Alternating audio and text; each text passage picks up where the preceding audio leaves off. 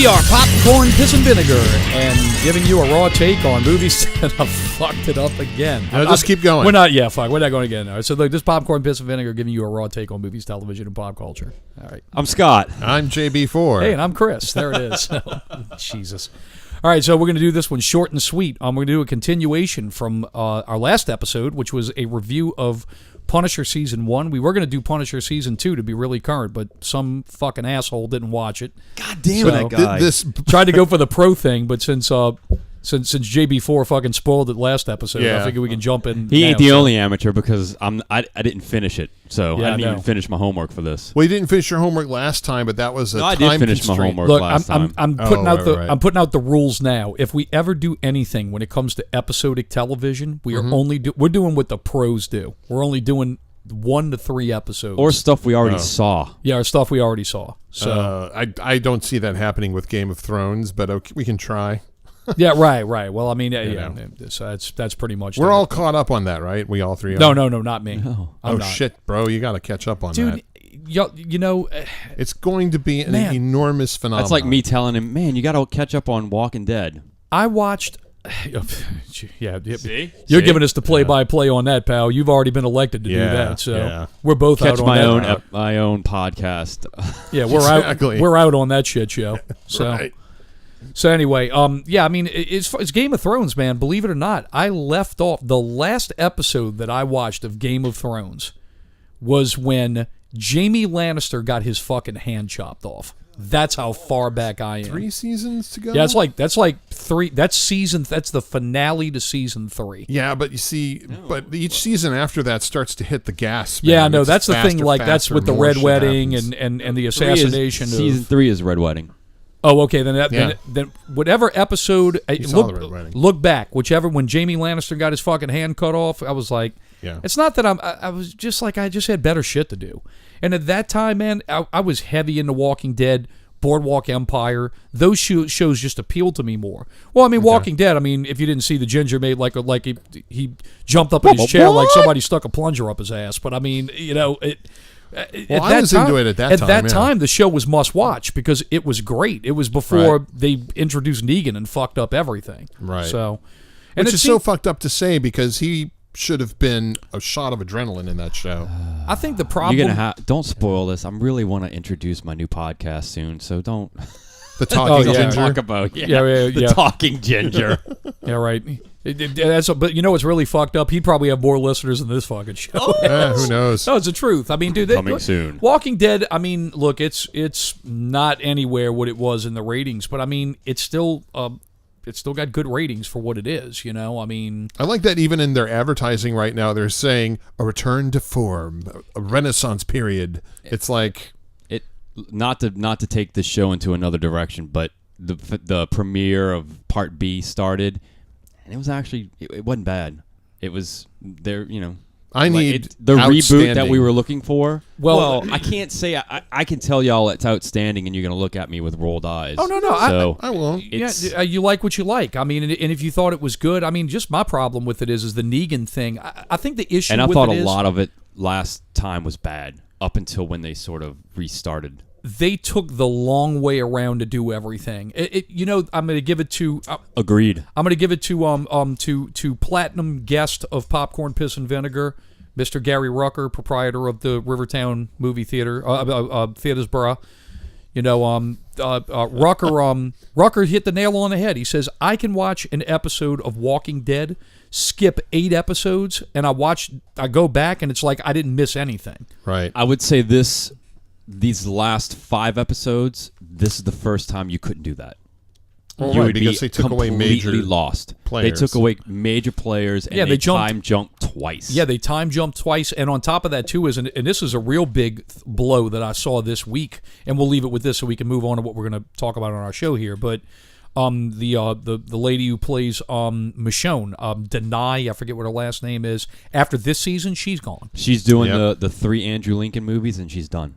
Yeah, I mean that's the thing. I mean, It's the Daryl show. yeah, It is the Daryl and Negan show. yeah. I mean that's pretty much what it's going to come down to. So It's like a cop buddy sitcom. Daryl and Negan. yeah. Speaking of cops, So yeah, we'll go back and we're going to do the Punisher season 2, which Scott only got to the 6th episode, but we finished it. This picks up off of the first episode of the last episode of season 1, where the Micro is reunited with his family, and he moves on to continue his life. He's MIA. Yeah, in season Lieberman, 2. and he's MIA in season 2, which I thought was great. I was actually waiting for him to show up, but I thought it was good. He played his role. He did what he needed to do, and he moved on. I mean, there's a lot of. I think that, like the first season, there's a lot of shit that's happened in this show with a lot of connected, awesome stuff. It's a little disjointed compared to the first season, because that first season flowed beautifully. Yeah. This second season doesn't flow as well, but man, the story threads are fucking awesome. They're really good. You're doing a disservice by not finishing it, man. I'm telling you. To be real honest, everything with the Russian mob and the religious guy was interesting as can be. It was every time they focused on Billy Russo, I literally was like, okay, I think I'm going to go to the bathroom, or I'd fast forward. Is when I saw him leave the scene is when I would hit play again. Billy Russo, and it got exhausting. Russo is definitely the weaker point of the season. I think that they did all the great shit with him in the first one, but yes, I think it is cool in the fact that he is the driver for all of the great shit that happens with Curtis, Madani, and with Frank Castle. I mean, he's the driver for all of the awesome shit that builds that character along. It's really, really good. John Pilgrim, the religious guy, the ex-Russian, ex-Russian white supremacist, I guess is what he was, because he has all the old fucking Nazi tattoos that have been burned off of him and shit. He's a fucking great character, man. Yeah, he is. Really He is awesome. A great character. I thought the end with him was anticlimactic or kind of left field. Is it okay to spoil it? Spoil the shit out of it. I mean, it looked there was a grand face-off between him and Castle, of course, and then Castle takes mercy on him, and they kind of team up, as he should, because I felt like as bad of a as evil of a guy. I really liked the character. I thought he was badass, but I always felt for him in every scene he was in. What I liked about it was that character was driven by his faith, but I wouldn't really say it was so much his. I think that he had a twisted faith in God. Well, what about the his thing love with for it his is wife? that the thing with it is that really where his faith lied was with the Corbin Burnson and Annette O'Toole characters. Yeah, that's really where his faith lied, and when that faith failed him, he realized. He said, "Well, you know what happens to his wife, huh?" I mean, she gets sick, but what happens? She dies, but what happens is that the Annette O'Toole character, the minister's wife, doesn't even tell him that she died. Oh, no. Yeah, she's... Right. Look, she's okay. We're taking care of her.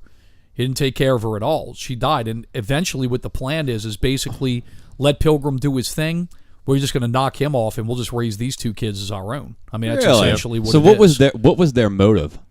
Their motive is that their son, what you find out is that Amy, who's the 16-year, who's fucking great character. I love when they go in and they find the guy who's the child pornographer, and she's dressed like Dorothy from the fucking Wizard of Oz, and she's like, look, don't kill him. And Frank just basically shoots him in the fucking legs and lights his place on fire. If you want to do something, just burn his place down. Yeah, and right. Then you see the... Oh, yeah, dude, it's fucking great. He, leaves him. That dude has to, basically crawl out of that fucking place.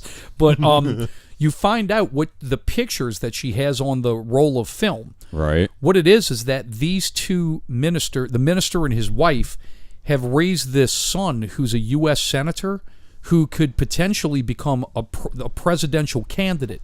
He's gay, and she has photographic proof of him in a homosexual relationship, and these people don't want their son's reputation to be tarnished by him being gay. So they set relative to their because political beliefs. But you have to realize something about them. I mean, I see you looking at me like, is that it? Because I don't. Yeah, because I don't dude, know. When you sit there and it goes through the reveals of everything, these people are at a power level. They're like J.P. Morgan Chase level fucking power. Okay, they're like Yeah, they're like empire builder, rich, Gotcha. influential. So they're type not just the people. neighborhood uppities at the local Yeah, church. yeah, right. Yeah, these fuckers are like Illuminati level people. That's what and that's what it is. And Are they Illuminati? I would- but, you know, I'm more they're- like Joel Osteen, like high up enough that they have a lot of power, but if that came out, it would destroy them. Yeah, but I mean, the thing with it is that, yeah, the Joel Osteen thing in level of rich and influence, but the thing with it is that when they highlight in the episodes, they actually say these people are like, they're the ones who are like nation builders. They're the ones who make like fucking like national level decision making on governmental and financial fucking levels of power. I would say it's Illuminati level. Their power as far as their influence. You know, and that's the Fair thing. enough. They believe that's what they believe. Now Frank Castle, it's fucking great. They come to him, they're like, they want to kill him because they want to protect him because he's gay, and he might not be president because of that. And that dude's like, is that it? Like, Yeah. Frank Castle. Yeah, when he finds out. Yeah, Frank Castle doesn't give a fuck. But then Right. what ends up happening is that, you know, he realizes what he's up against. That the greatest episode in the season is when he sits down, and it's almost like he's coming out as gay. He sits down with Curtis and with the girl and with Madani, and he sits down with all these people, and he tells them, he says, look, I am an instrument of blunt force trauma. I fucking kill shit. That's what I do. That's what I love to do. Like the Extreme League here in New Orleans at Wrestles. I beat ass. That's what I do. I mean, that's Right. that's fucking the Punisher, and that's what he says. He says, look, man, you all keep wanting to hold me back and hold me back. Look, this is who I am. Let me go fuck up everything. And that's what they do. And finally he comes out, and that's what he is. It's the big reveal to his family. And does he do that? Oh, does Dude, he? I mean, basically, the end is like Sicario. Okay. The way it ends is I'll go fast forward through it. he and John Pilgrim walk into the minister's house at the end of the episode, and they're just sitting there talking. Frank Castle pulls out a gun and shoots the wife in the fucking head. Just fucking kills her outright. She basically starts threatening him. You vile piece of crap. You won't get away with it. Bang. Shoots her in the fucking head. Yep. She her head hits the table, bleeds out all over the fucking place, and basically hands the gun to Corbin Burnson's character and says, look, man, we're just going to make this real easy on you. You can go and do all of this shit, but we'll fucking expose you, and we'll do all this fucking we'll basically you'll fuck up everything for your kid if you just stay and you come for revenge on us. So look, we're just going to walk out. Just do yourself a favor and just kill yourself. And they walk out. Whether outside of the house, you hear a shotgun blast. He kills himself. Yep. It is fucking awesome, dude. Really, really good. And I like the way it leaves off. I mean, I always felt that Frank Castle kind of has a purpose. His purpose is wrapped around his personal shit that's going on. But after that coming out party and the way the season ends, it's two guys that are sitting there at two rival gangs that are talking to one another, and they're basically saying, why the fuck did you call me here? I didn't call you here. Why did you call me here? What, you want a truce? I don't want a truce. I don't even know why the fuck you're here. And then all of a sudden, the lights go out, and when it comes back up, he has the full costume on, and he's holding two machine guns, and he just guns them down. And that's how it ends. With the signature. Of course, because he's Right. Frank Castle. Because that's it. I mean, It's the best closing shot of any of the Netflix series. yeah, hands dude, down. It's really good. I mean, Bernthal owns that role, man. Like, so much so that as people are talking about a revived Defenders universe on Hulu, people are saying leave him at Netflix. I don't think that's going to happen, but that just goes to show you how amazing Bernthal is in the role. well, we're going to do a new segment over on Not Real Radio. We're going to call it the Not Real Entertainment Minute, and we're going to start launching that. Probably it's going to start this week. You check that out. But yeah, we're going to talk about the Hulu as one of our micro topics. So I got you. Okay. Yeah, but definitely. But if you want to know more on that, yeah, definitely check into that, or wait until the future, because I'm sure we're going to do like a fucking a big 12-inch member hits the fucking table, Disney episode down the road once the Fox thing is done and we kind of really see what goes on. We'll know a lot of that shit by the end of the year. I think that probably by first quarter next year, you'll see a lot of shit it's going to become very clear as to what Disney's plan is. And I think the things that we three have been talking about, you're going to find a lot of those things are going to come true. I think Fox and Hulu is going to become the mature audience R-rated venue for Disney projects. It's going to become the touchstone. Yeah, and I think that Disney is going to remain kind of a PG-13 and under thing, and that's what it's going to be. I think that Fox they also did announce, yes, Deadpool is going to remain rated R. They also said that Avatar, Predator, and Aliens are going to continue as franchises with Fox. It's just they're going to continue with the Disney, and it's been teased. Nutsack Jim said that he might be involved with the next Alien sequel. So I hope so. I mean, I know I don't that really we've been. give a fuck. Yeah, I know. He's beating up Aquaman today now. What? He's a fucking cocksucker, dude. He's a fucking cocksucker. He's horrible. What's weird is the joke was that he directed Aquaman in yeah. What was the name of the show? Entourage. Thank you. He gave it a backhanded compliment. He said, "Wow, what an entertaining movie. It has the physics in it make it absolutely no sense. It's not the movie I would make, but as opposed to The Abyss. But damn, it was entertaining." Fuck you, dude. Anyway, so back on to the Punisher. Right. The only thing I got to agree with Scott. I would say that really where the hiccups was the Billy Russo, and I wasn't really too much into the whole Munchausen syndrome, Stockholm syndrome, or whatever it is, where you're in love with your captor. Yeah, the Stockholm syndrome. Munchausen's when you want to get people sick, but yeah, Stockholm syndrome, where you fall in love with your captor. The whole thing with the lady. The therapist that falls in love with Russo because she's as fucked up as he is, and I mean, dude, stuff. I mean, you see that in the first. As soon as you see her and him together, it's automatically. That's sort of why I wasn't a fan of this show. Everything was kind of telegraphed, like in advance, and so I knew it as soon as I saw them two together. I was like, okay. I think that's really the glaring hole of it too, is the fact that, and it's so ironic that the actress that plays that character had a big role on Supergirl. She played a police detective that was actually in a relationship with Supergirl's adopted sister. Oh, that's right. So she was in that, but it just amazes me that, and even though Supergirl isn't on, well, no, it is on the CW.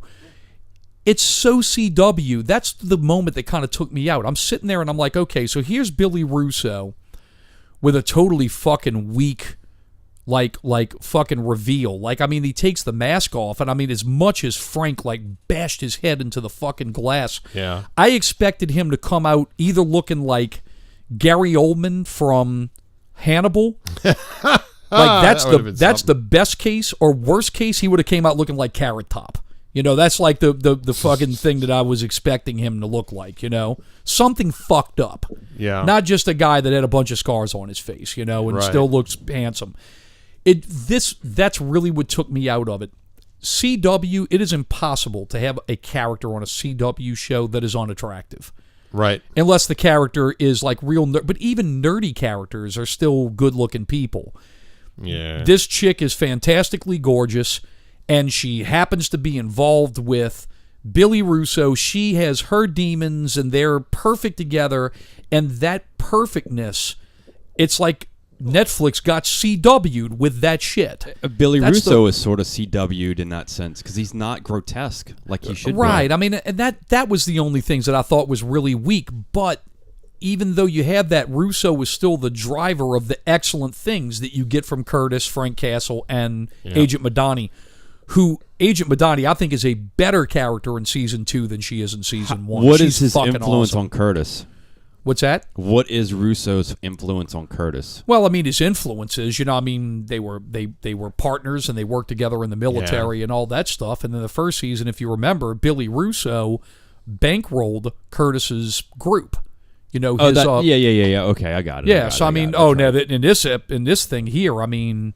But what's cool about it is that Russo isn't trying to kill them. He's trying to kind of understand what the fuck is going on because he's got a lot of missing gaps. That part of it I can buy. You know, that part of it I can buy. I just can't buy the stupid shit that's around it. That's really the problem. Yeah, there's always the sort of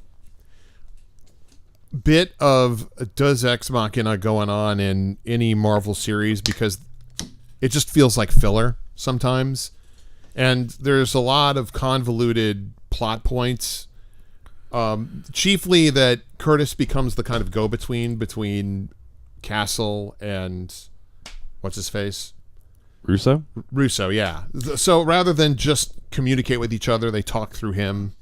And because he fought with them both, he sort of has this code of honor. So he only discloses information on a need-to-know basis, which then stretches the plot for what should last an episode out to 5. Yeah, I feel like that right there could have been cool if you would have taken out maybe the psychiatrist in that sense. Well, her trying to understand him throughout the whole show. Yeah, I mean, that was kind of... Now, another thing, did you get to the part where he teaches Amy how to take people's guns? Yes. Did you get to the part where she actually does that to the mafia guy? And no, I missed that. Okay, so best line of the fucking show. The mafia guy comes up to her to kill her, puts the gun in her face. She runs into him, does the snatch, pirouettes, grabs the gun, holds the gun, and shoots him, but only shoots him in the stomach. And he's down on the ground, and she's freaking out that she actually shot this guy. And Frank walks up to her to calm her down, and he says, "It's okay. Relax. You didn't kill him." Bang! I killed him.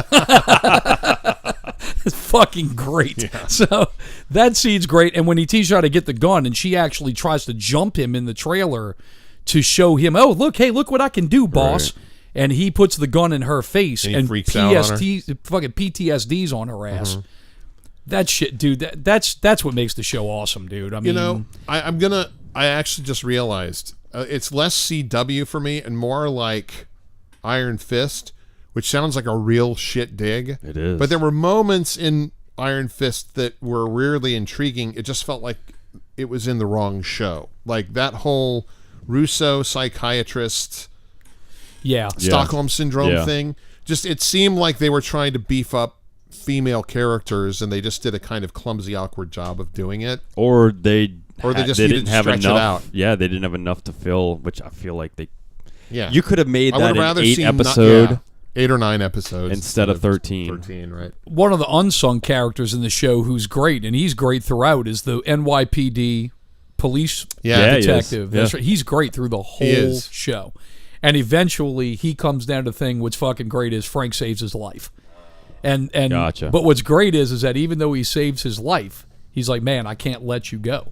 And he's like, "I'm going, dude. I'm going to fuck shit up. It's just do what you gotta do." Yeah, right. What happens with his bar lady from the first episode? That's a throwaway plot. He doesn't go back. Really? Yeah, he doesn't go back. It's just a trigger, right? He stays away from her for her own good. He doesn't want to fuck their life up. Well, and I remember you saying that about season 1. It seems that the Karen Page character was kind of like missing from season 1. And when I look at that now, I'm like, it makes sense why. Because I mean, he had to disappear.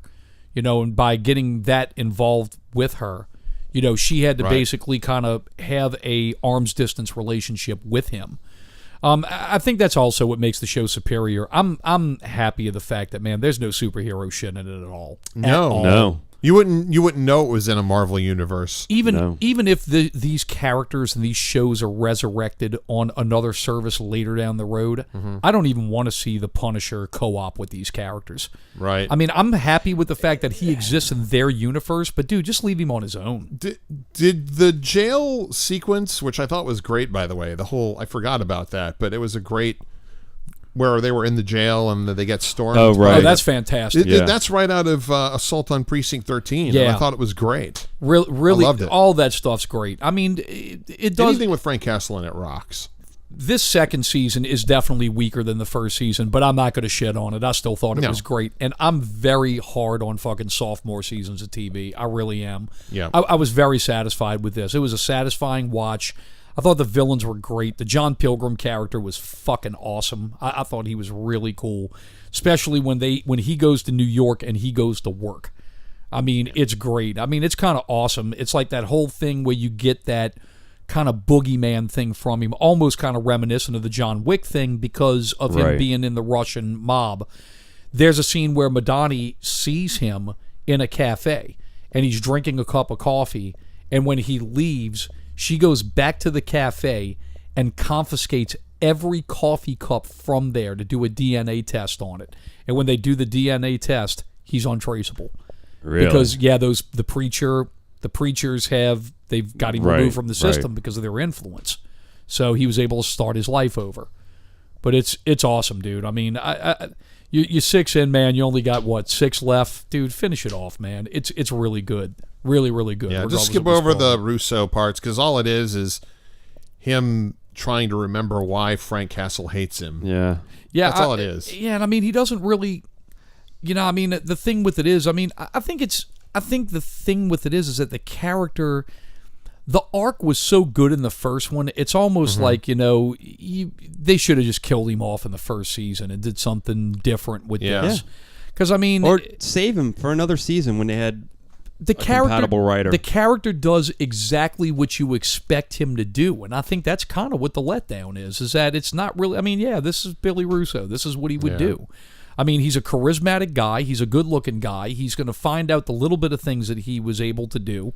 And when he finds out things, he's going to go back and he's going to put he's going to lead men. That's what he does. Yeah. Whether that's for good or for bad, he's a leader of men. And that's what he's going to do. Well, and his performance was really good, emotionally speaking. Like, that character goes on a journey. It's just not suited for a Frank Castle bust him up, bruise him up brawl. And I'm still down for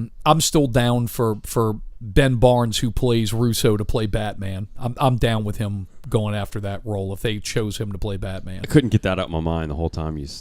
Once you said that, that's all I could see every time. I'm like, could he do that? Here's another one too. He's older and it won't fit because he already plays the Punisher in the MCU. But dude, I'm fucking down for Bernthal to play fucking Wolverine. God, dude, he'd be fucking awesome, dude. He'd be amazing. Animal fucking Wolverine. Fuck yes. Damn, he'd be great. I'm pissed. Yeah, but I think he's a little the Punisher now. But that's it. I mean, he's established as the Punisher. He's established in that brand. And the other thing with it is that I think Wolverine, when they're going to get a guy that's going to be able to carry that role for about a good 10 or 12 years. They're going to find somebody who's probably like early. They're going to find somebody like Jackman. They're going to find somebody who was in their early 30s and somebody who can carry it on into probably their mid 40s. You guys have heard about who's joked about being Wolverine, and then the internet, of course, memed the shit out of it. I probably did. I just can't recall. Daniel Radcliffe. I did see that. Yeah, and also they're talking as a rumor as well as that the kid that played in Twilight is apparently up for Batman. Robert Pattinson. I think that's bullshit. And there's also talk. But he could. I think he could do it though. There's also talk of Chris Pratt, but I don't see that happening. Chris Pratt would be a horrible fucking Batman. Yeah. I agree.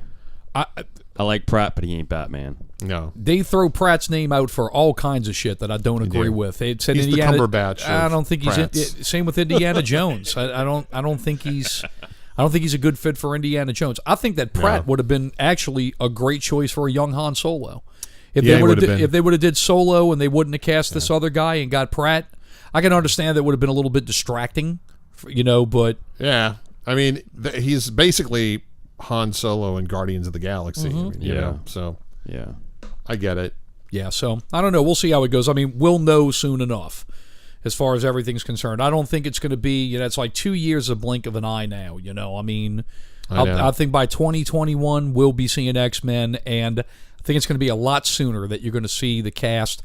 And I have a feeling that probably some of these key player characters in the X-Men, especially Wolverine, they're going to get a name star to play Wolverine. Hey, what do you think about them doing, since we're moving away from, I mean, obviously Disney's going to probably move away, the Punisher possibly doing like a movie as opposed to I don't think TV show, even if it's a made-for-streaming movie. Maybe. It's easy to do 2 hours. Maybe under Fox, maybe. If they do an R-rated fight, I'm down. If they want to do a Punisher movie with Bernthal and That's it what I'm builds saying. off of season 2 and they That's- want to release it in the theater, Not necessarily in the theater, but like say it moves off of Netflix and they move it to Hulu for whatever reason. Why not? courtesy of the asshole who said Spider-Man would never return to the MCU, Punisher movie would never happen. So I mean, they could. I would almost like to see a season where they did a series similar to the old school ones, like Equalizer, where it was a different throwdown every 2 episodes instead of stretching one conflict out. Right. To 13.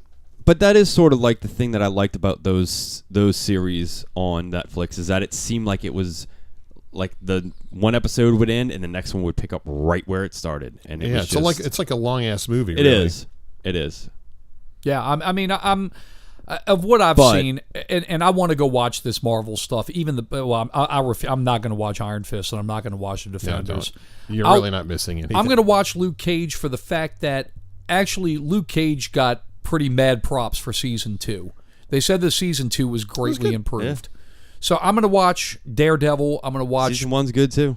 I'm going to watch the 3 seasons of Daredevil. I'm going to catch up on J. Jones 2, and I'm going to catch up on the 2 Luke Cages. I'm going to watch it before it goes because I have a feeling that once Disney Plus finally launches, I have a feeling that Netflix is going to say, "Bye, not available anymore." Oh, yeah. Take it off the network. I feel like Ant-Man and the Wasp just came on Netflix. I think they've got it. That's the last movie. That is. They're not going to get Infinity Wars. Nope. Yeah, they too. No, as a matter of fact, Captain Marvel is Marvel. going to be the first movie Disney Plus gets. Yes. Ah, what a kick in the balls. Yep. Huh. Wow. Yeah, they said that anything moving forward now with Disney, anything released in 2019, anything, Pixar, Disney, Star Wars, Marvel, whatever, will not go to Netflix at all. Nope. In fact, the last That's gratitude for dangling thread, so to speak, is that Disney right now is fighting hard to get out of their televised Star Wars deal with TNT, with Turner Broadcasting. That's the last big battle they're fighting. So I don't think it's a battle that's going to last too terribly long. It's been a while. That battle has been going on for at least a year. I remember reading that at battle's least a year ago. That battle's been going on for a year, and that Turner Broadcasting thing, that deal has 5 or 6 more years to it. Oh, so son. they signed a long term because every Thanksgiving they play the original trilogy, and now in the past couple of years they've been playing all 6. Haven't been playing The Force Awakens, but they've been playing the 3 prequels and the original trilogy. Oh, wow. Yeah. But that's it for all that. Well, look, we got anything to add for the Punisher season 2, or I think we were pretty. It's good. Watch it. Yeah. Oh, definitely. I mean, I'd give it a thumbs up, man. I mean, I'd give it an A-. As far as that, I'd give an A+ to season 1. I'd give it an A-. I mean, I still think it's good. It's good. A-, B+ is where I'd be at. Yeah. Mm-hmm.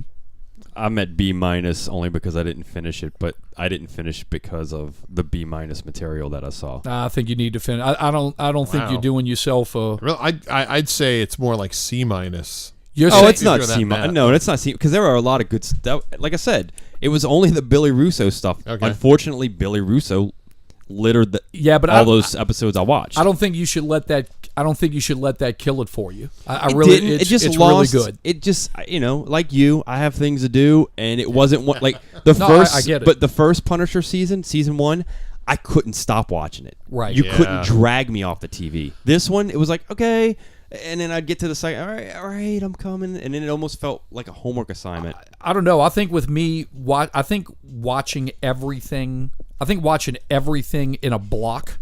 Especially catching season 1 and watching it in a block. Season 1 was so fucking good. I was like, I didn't want it to end, and I was back up against one another. Right. So I was like, season 1 was so fresh for me. I had the high. I was like, fuck, dude, give me more. In fact, when season 2 ended, I was like, shit, I wish there was a season 3 to watch. But hopefully one day we'll get it. I don't know. Netflix is like, we haven't canceled it yet. Fuck you, assholes. Y'all are canceling it. You're canceling it. Yeah. Totally. So. After the dick move, Disney just pulled with them. Yeah. Yeah. So that's pretty much. I don't think it's a dick move. No, I mean, it's a and business. if they don't, they still get money from Netflix. if Disney's like, we'll let you have it, they're still gonna get some money. Yeah. It's not like they're letting anybody have anything. But they're going to make so much more from their own shit because it's like we always say, you know, Disney is the two big winners of this whole program is Warner Brothers and Disney. And the reason why is when they launch streaming services, they already own 80% of the they own 100% of the content, but 80% of the content has already been bought and paid for. 1,000,000 times some of it. I will have to say, and this is hard for me to admit, but Sony in the last minute, in the 11th hour, pulled it off. And the way they've been relaunching Spider-Man, they've done a great fucking job. Sony's back on the up. Yeah, They're really back up on the up. Thanks, Jumanji. And they're gonna get Yeah. they're gonna get the Oscar for best animated feature for Spider-Verse. Absolutely, they are. They're going to get it, and if they don't get it, it's a fucking travesty. If they don't get it, How to Train Your Dragon Part 3? That looks amazing. Yeah, it does look amazing. The But word I think, is they're up for it. my wife's fucking stoked. Spider-Verse has got it. Just because you've never seen anything like it, man. It's Spider-Verse. a beautiful film. Yeah, agree. right. And we're going to cover Spider-Verse when Spider-Verse becomes available on digital, and I can rewatch it. When we can all rewatch it, we're going to cover it on this show without question. It's definitely Sold. like top 3 of something we want to cover. Yeah. But yeah, man. I mean, but they're on the up, and even though I don't think it's going to be a good movie at all, I got this feeling that it's coming at the right time. I think that this Jason Reitman Ghostbusters movie is going to be a fucking smash hit. Me too. After the fuck up with the ladies, which I mean, I'm not shitting on them. I haven't even seen the movie, but It's you know, bad.